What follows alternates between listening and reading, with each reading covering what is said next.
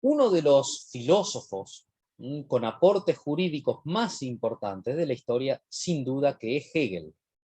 Un filósofo muy complejo, de muy difícil comprensión, porque sus planteos están en las antípodas de lo que es el modo de pensar realista, que generalmente es el modo más propio del sentido común, o más habitual en las personas. Hegel es una combinación, en su pensamiento se integran elementos del romanticismo, que aparecen en su exaltación de la nación y del Estado. Hegel es un filósofo del Estado. Y además en sus consideraciones sobre la historia. Para Hegel, historia y filosofía prácticamente se identifican, es lo mismo. Es filósofo de la historia también. Pero eso sumado o integrado con el idealismo kantiano, solo que mucho más radical que como lo planteaba Kant. Para Kant, la razón con sus categorías organiza las impresiones sensibles. Para Hegel no hay impresiones sensibles. No hay un no húmedo, una realidad en sí, diferente del fenómeno, la realidad como se me aparece, como pensaba Kant. Para Hegel, la realidad es la idea. El sujeto pensante, la base del idealismo, es el que hace la realidad conocida. Y integra también todos los aportes de los pensadores del racionalismo alemán, muchos de esos de orientación naturalista. Todo eso lo combina, y por eso algunos plantean que es el último romántico, y otros plantean que en realidad es el fin del romanticismo, porque en realidad introduce la razón. Hegel fue un profesor muy famoso de la Universidad de Berlín, fue el filósofo oficial del Estadio Nacional Prusiano, es decir, contó con todo el apoyo del gobierno, al punto tal que se llegó a perseguir, llegaron a quitarle las cátedras los que criticaban la obra de Hegel, con una gran capacidad enciclopédica de reunir en su obra distintos aportes y integrarlos en un sistema cerrado, un sistema duro, un sistema donde todo se tenía que ajustar a las reglas del sistema. Una personalidad inteligente, al mismo tiempo, pero opaco, frío, difícil de descifrar. Sus obras más importantes, las que nos interesan para nosotros, su enciclopedia de las ciencias filosóficas en compendio, donde él muestra su gran erudición, lecciones sobre la filosofía de la historia universal, donde él plantea que en realidad la historia tiene un sentido. No son hechos que vienen uno después del otro, en donde el pasado se explica por el presente se explica por el pasado, sino que la historia tiene una finalidad. Y en virtud de esa finalidad, más que explicar el presente con el pasado, nos permite explicar el pasado con el presente. Es decir, las cosas tenían que suceder para que venga lo que venía después. Sus lecciones sobre la historia de la filosofía, en donde va recorriendo las distintas escuelas de la filosofía antigua, medieval y moderna, para terminar de mostrar o de plantear que en realidad toda la historia de la filosofía había sido una preparación para que aparezca su sistema filosófico como la gran realización de la idea en la historia. Y su obra Filosofía del Derecho, que dio el nombre a la materia. Hegel, gran filósofo del sistema. Para él, el sistema es racional. Lo racional es real, lo real es racional. No existe una separación, una diferencia entre la idea y la realidad, entre la idea y el ser. La idea y la realidad es lo mismo. Pero no mi idea individual en mi inteligencia. La idea tiene una existencia para Hegel. Es el filósofo de un sistema ideal. El pensamiento da origen a la real, pero no mi pensamiento. Para Hegel la idea tiene existencia por sí. Y la historia es un desarrollo de la idea. En la historia se desenvuelve la idea. Un sistema cerrado. El sistema de Hegel piensa que el sistema racional y real, que es lo mismo, está completo, tiene todos sus componentes y es impermeable, no deja entrar otra cosa. Y totalizador. Todo lo abarca el sistema hegeliano. Lo verdadero, decía Hegel, es el todo.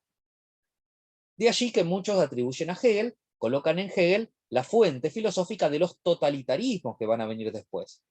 De los totalitarismos, para decirle de alguna manera, aunque es muy ambiguo, de derecha, como va a ser el fascismo, y el totalitarismo de izquierda, como va a ser el marxismo soviético o el estalinismo.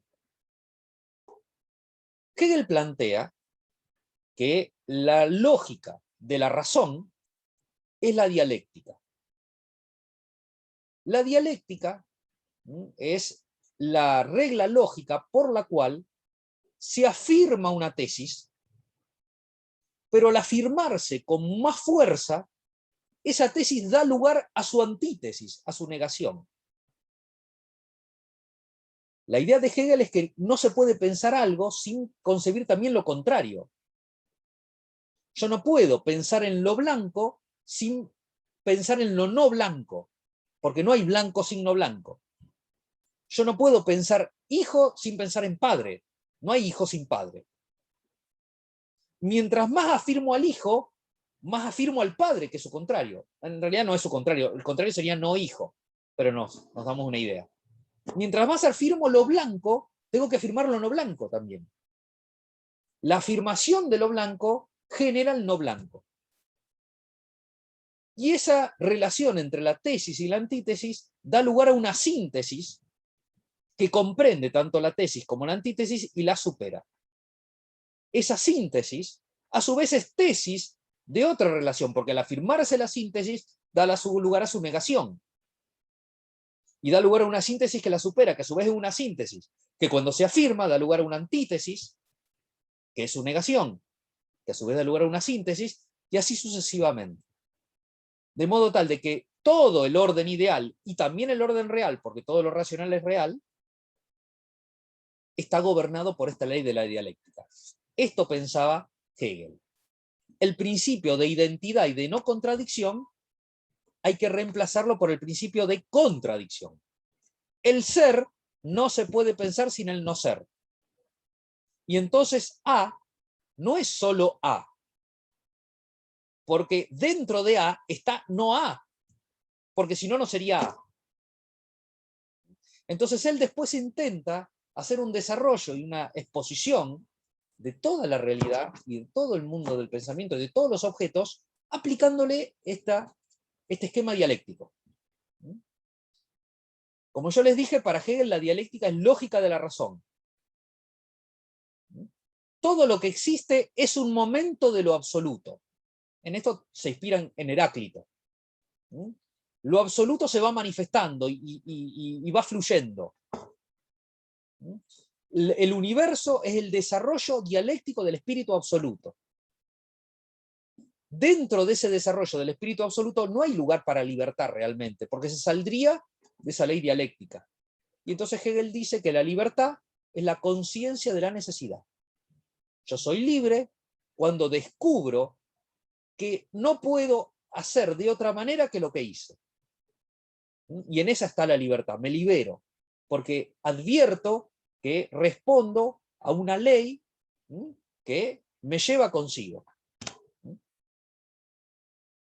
Este gráfico que yo hice quiere mostrar cómo sería esta estructura dialéctica del pensamiento, de la idea y de la realidad que es igual en el pensamiento de Hegel. Vemos por un lado tres círculos grandes, un círculo amarillo, un círculo rojo y un círculo turquesa. El círculo amarillo tiene una flechita hacia el círculo turquesa. Esa sería la tesis, que cuando se afirma origina la antítesis. Y tesis y antítesis en esa tensión dialéctica dan lugar a la síntesis, que las supera, las comprende y las abarca. Pero a su vez, esa tesis surge, a su vez, del encuentro dialéctico entre una tesis, una antítesis y una síntesis. Por eso tiene tres círculos dentro de sí. Y a su vez, cada uno de ellos también tiene en su interior una relación entre una tesis, una antítesis y una síntesis, y así podríamos ir al infinito. Todo es relación dialéctica.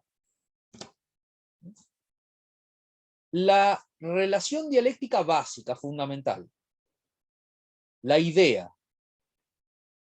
Porque él dice, la idea es el ser en sí, que lo estudia la ciencia de la lógica. Pero claro, yo no puedo pensar en la idea si no pienso en lo que no es la idea. Y lo que no es la idea es la naturaleza. La idea sale de sí misma y se realiza en la naturaleza. La naturaleza es la idea que se está realizando. Y la estudia una parte de la filosofía que no es la lógica, sino la filosofía de la naturaleza. Ahora, esta tensión dialéctica entre la idea y la naturaleza da lugar al espíritu. En el espíritu, la idea vuelve sobre ella misma como conciencia de sí. Y lo estudia la filosofía del espíritu. Se lo voy a explicar de una manera muy sencilla que por ser tan sencilla es cruel, o sea, no es fiel, pero nos puede ayudar un poquito a imaginar. Sería como uno piensa que está la idea, que está la naturaleza, y tenemos los seres espirituales como los seres humanos, que al tener conciencia podemos pensar la idea. Y también somos parte de la naturaleza. Entonces en el espíritu, la idea y la naturaleza se reconcilian. El espíritu las supera y las incluye a las dos. Porque concibe la idea y es parte de la naturaleza. Si nosotros ahora nos adentramos en la lógica, en la primera tríada, en la tesis, encontramos dentro de sí también una tríada, según Hegel. El ser, que es el concepto en sí, sale de sí en la esencia y se reconcilia, digamos, se supera en la síntesis del concepto e idea. A su vez, la segunda, la naturaleza, la antítesis de la primera tríada, en su interior también tiene una tensión dialéctica entre la mecánica, en donde está lo inorgánico, la física, donde están los fenómenos químicos y eléctricos, y la síntesis en la física orgánica, que aborda los organismos. Y con este esquema, él quiere explicar todo. También el derecho. ¿Cómo el derecho? Y nosotros vemos que la síntesis de la primera tríada es el espíritu, donde la idea vuelve sobre sí misma. Hegel va a incluir el derecho dentro de esta síntesis como una tríada. Porque él dice, nosotros dentro del espíritu tenemos la tesis, que es el espíritu subjetivo, que sería conocer y ser libre, que se opone, que tiene como antítesis al espíritu objetivo, que son las realizaciones de esa libertad y ese conocimiento, que se manifiestan en la moral y en los usos sociales y las producciones sociales, que es algo externo, es la salida del espíritu subjetivo afuera. Y se reconcilia en el espíritu absoluto. En el espíritu subjetivo no nos vamos a detener, pero en el espíritu objetivo, él, para explicar esa antítesis del espíritu objetivo, incluye dentro de él esta tríada dialéctica. El derecho abstracto, que se manifiesta en la exterioridad, y que se contrapone con la moralidad, que incluye la interioridad, y que es superado, el derecho abstracto y la moralidad, superado e incluido, porque en Hegel, a diferencia de en Marx, la antítesis no destruye la tesis y la antítesis, sino que las abarca, las supera abarcándolas. Hegel plantea que la superación, la síntesis que supera y abarca, es la eticidad, que se realiza en el Estado, y que es la realización de la persona en las instituciones. Vemos por qué es filósofo del Estado. De alguna manera vuelve la idea de Aristóteles, que el hombre es un animal político, fuera de la polis no puede ser feliz, no se puede realizar. Hegel lo plantea lo mismo para el Estado. El Estado es la realización organizada de las personas e instituciones. Pero a su vez Hegel quiere aplicar el mismo esquema a cada una de estas, porque así esto sería el infinito. Entonces, si tomamos el derecho abstracto, la primera tríada aquí, en el derecho abstracto tenemos la propiedad, que dice Hegel es la esfera externa de libertad en el uso de las cosas. Es la libertad nuestra plasmada en los objetos, la propiedad. Yo puedo hacer lo que quiero con las cosas. Dejo mi huella en mis cosas.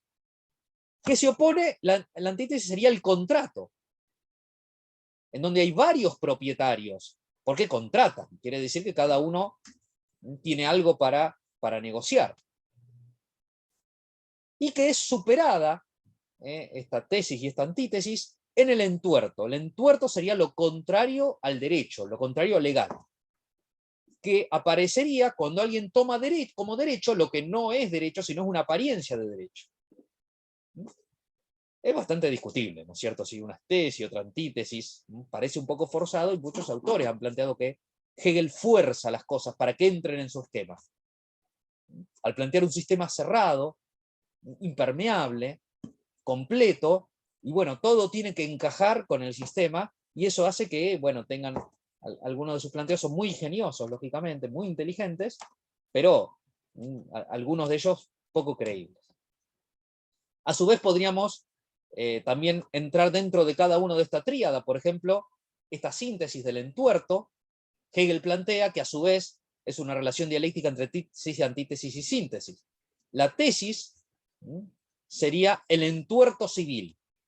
El ilícito civil, que dice Hegel, es lo que niega el derecho en particular. En cambio, la antítesis es el fraude, que en apariencia respeta el derecho, pero lo niega considerando el derecho en universal. Y la síntesis entre el entuerto civil y el fraude es la violencia y el delito que niega el derecho, tanto en lo universal como en lo particular, dice Hegel. Hegel también ha tenido importancia en el desarrollo de la teoría jurídica porque es uno de los defensores del la llamada teoría retribucionista de la pena, frente a los utilitaristas, que planteaban que la pena se justifica por el resultado, por el efecto que produce, sea la prevención especial, sea la prevención general, sea la reeducación, etc.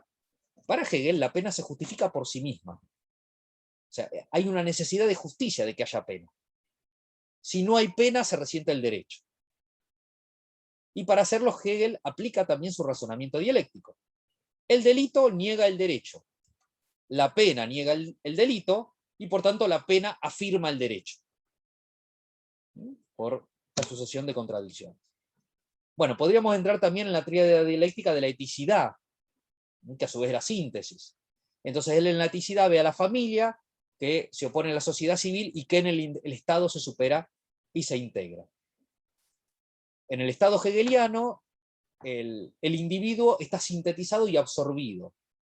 El individuo, la familia y la sociedad civil está dentro del Estado. Por eso vemos que la tesis del fascismo italiano, de todo dentro del Estado, y el crecimiento y el despliegue que tuvo el Estado dentro del marxismo stalinista en la Unión Soviética, y tiene claras vertientes hegelianas. Aunque en Marx no está tan claro, porque Marx habla de la revolución, de la dictadura del proletariado, y después de la sociedad comunista que viene después, no dice mucho, pero dice que el Estado no va a hacer falta. Por lo cual en eso, algunos dicen que es hegelianismo de izquierda, que toma la dialéctica de Hegel, el marxismo, pero es cierto que esta afirmación del Estado como tal, al menos no en el momento comunista, pero sí en la etapa de la dictadura del proletariado. Para Hegel, la persona vive para el Estado, y se realiza cumpliendo su función en el Estado. Lógicamente no hay mucho lugar para la idea de derechos humanos, derechos individuales, aunque el Estado, para Hegel, tiene que mantener el principio de la libertad privada. No es un Estado que debe dirigir cada ámbito de libertad de la persona en la idea de Hegel. En el espíritu absoluto, que es la síntesis de la tríada del espíritu, subjetivo, objetivo y absoluto, tenemos otra tríada dialéctica. El arte sería la tesis, donde el espíritu se exterioriza en la belleza; la religión, la antítesis, donde el espíritu se interioriza, no se exterioriza. Es interior la religión, tiene bases interiores, y es sintetizado en la filosofía, donde el espíritu absoluto se conoce a sí mismo. Como yo les mencioné también, Hegel como romántico que fue, o una beta romántica de Hegel, son sus planteos sobre la historia. Hegel plantea que el espíritu absoluto la idea se va expresando en la historia, y el espíritu absoluto encuentra su máxima expresión en el sistema de Hegel. Aquí se realiza de manera más plena y el espíritu toma conciencia de sí mismo. Porque en cada época, en una u otra nación, en algún pueblo, el espíritu se encarna. Su infancia, decía Hegel, estuvo en el período oriental, en la filosofía de Oriente. Su adolescencia en Grecia y Roma. Y su ancianidad en el pueblo germánico. Aunque uno puede pensar que si bien Hegel plantea que toda la historia se va desarrollando para dar lugar a su sistema, la lógica en el sistema de Hegel es que además dialécticamente va a ser superado su mismo sistema por algún sistema posterior. Hegel, el modo de pensar la historia de Hegel se podría pensar como una espiral, porque hay una vuelta de la historia a lo anterior, pero una vuelta superadora, porque la síntesis supera la tesis y la antítesis. Es un futuro que supera el pasado, pero comprendiendo el pasado, por eso es como una espiral. Pero no una espiral que se pueda predecir lo que va a venir después, como va a pensar Marx, por ejemplo. Pero sí sosteniendo que la historia tiene un sentido, marcha hacia un lugar. Y el futuro va a permitir comprender el presente. No como plantea la ciencia histórica en general, que es que el presente se explica por el pasado. En la filosofía de la historia de Hegel, el presente se explica por el futuro. Porque el presente es presente para dar lugar a otra cosa después. Lógicamente esto tiene un riesgo en la ciencia histórica, que es cambiar la visión de la historia, tergiversarla, para que entre en el modelo de explicación histórica, el modelo teórico.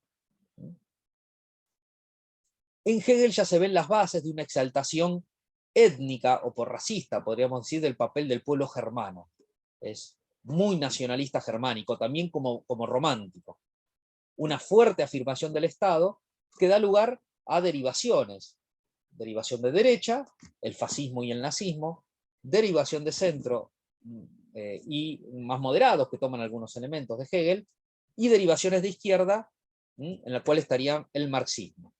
Y se pueden encontrar algunas afinidades del planteo hegeliano en el peronismo, muy moderado por la presencia también de doctrina social cristiana en el peronismo, que hicieron que algunos de estos elementos no cuajaran del todo. ¿Qué podemos decir de la persona? ¿Qué dice Hegel de la persona? Bueno, para Hegel, la realidad es una relación dialéctica. No hay una sustancia. No hay un ente en sí, sino que todo es relación.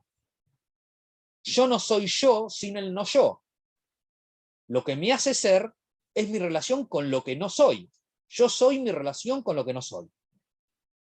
La persona es una relación, no existe en sí. No es un ente, es una relación. El riesgo de esto, lógicamente, son las derivaciones totalitarias. Feuerbach, un precursor de las ideas de Marx, de las cuales Marx toma muchas cuestiones, tanto es así que escribió tesis sobre Feuerbach, va a escribir: el hombre es el conjunto de sus relaciones sociales. Y de ahí se va a tomar después el estructuralismo para decir que en última instancia los seres humanos somos un entrecruce de estructuras. No somos propiamente alguien. Y van a predicar la muerte del sujeto. Los estructuralistas, como va a predicar parte de la filosofía, es la posmodernidad. A Hegel se lo ha cuestionado mucho, ha sido un autor que ha trazado aguas, que tiene amantes y tiene opositores. Por un lado, lo ha criticado el individualismo liberal, por no dejar mucho lugar al individuo en su sistema. Karl Popper, Robert Nozick. El catolicismo y las filosofías realistas también. Y han objetado ese no distinguir entre la realidad y la idea, y en negar la sustancia. Pero los que más criticaron el pensamiento de Hegel fueron los existencialistas.